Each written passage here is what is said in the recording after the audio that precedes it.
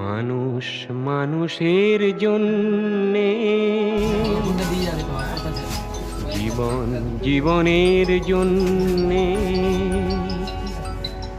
একটু সহানুভূতি কি মানুষ পেতে পারে না? ও বন্ধু, মানুষ মানুষের জন্যে, জীবন জীবনের জন্যে একটু সহানুভূতি কি মানুষ পেতে পারে না? ও বন্ধু, মানুষ মানুষের জন্যে।